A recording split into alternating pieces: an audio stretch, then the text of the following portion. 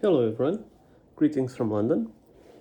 Short video just to give you an update on the World War II project, which keeps going apace, and show you what I've been up to. As you can see, this time I'm actually showing the painting station as it is. A big old mess, as you can see, and you're only seeing like a small half of it. It's not very big, it's actually quite a small table, but it's now been very much optimized, or at least that's what I like to tell myself. I think we all dream of having larger tables to work on.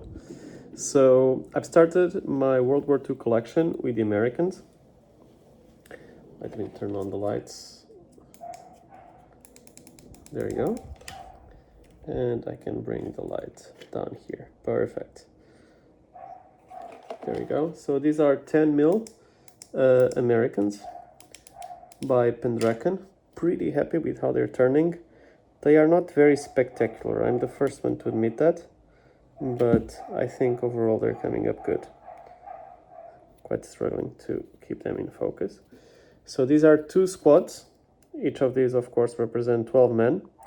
The idea is to have a company. So in total, 9 squads, 3 squads per platoon, 3 platoons make 1 company.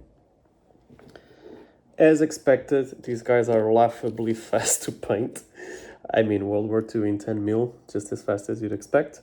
It's basically 3 colors and a wash. Honestly, there is not much to it.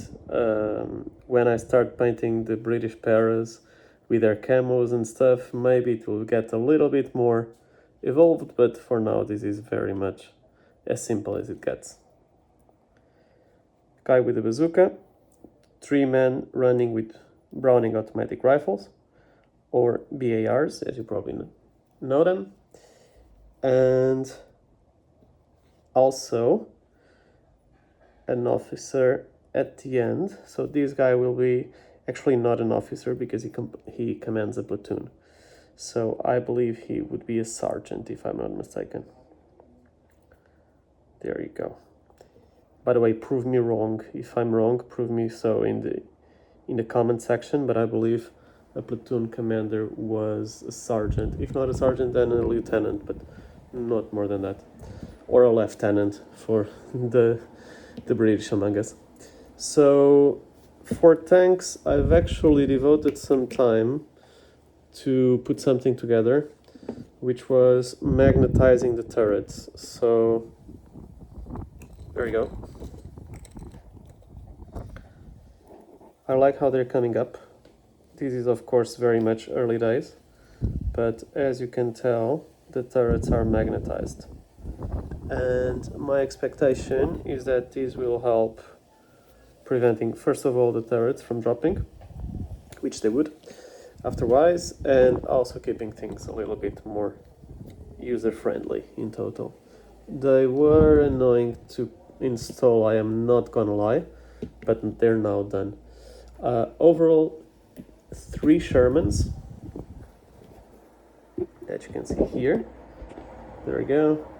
And their turrets go like this.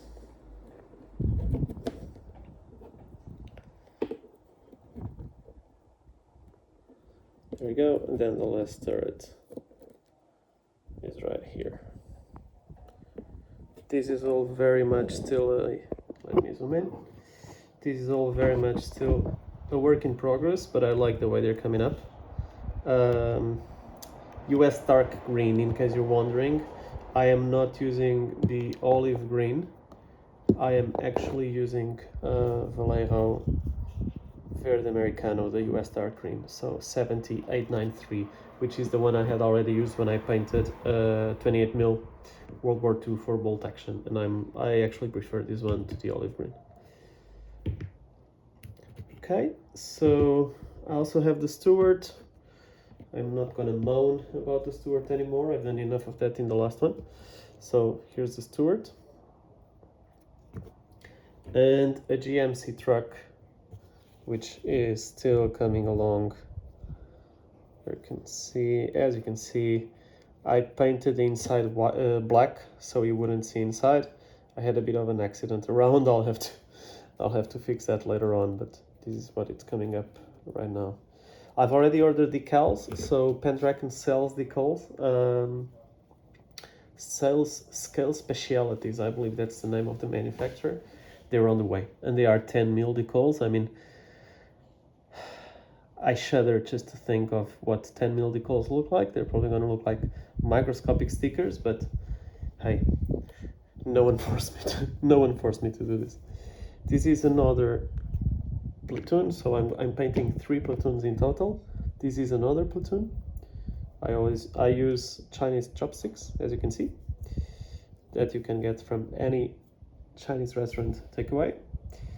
This is the platoon commander for this platoon, and then this is another platoon.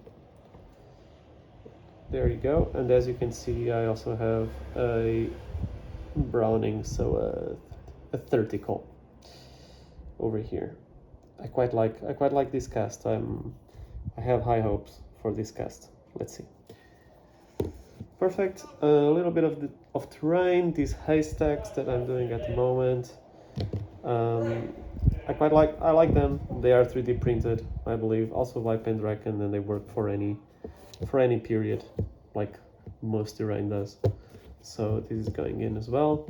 For those of you wondering how they are based, so this is what I use from War Bases, by the way.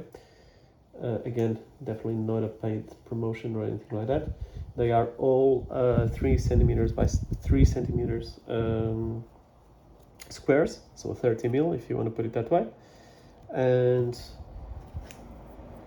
thickness wise, they are all 2 mil, and they work very well. The thing is, if you go below 2 mil, they start getting flimsy. If you go above 2 mil, they are too high, and it doesn't really look that good. And this is for platoon commanders. I can tell you these are, there we go, 20 mil in diameter, okay? And these are for platoon commanders.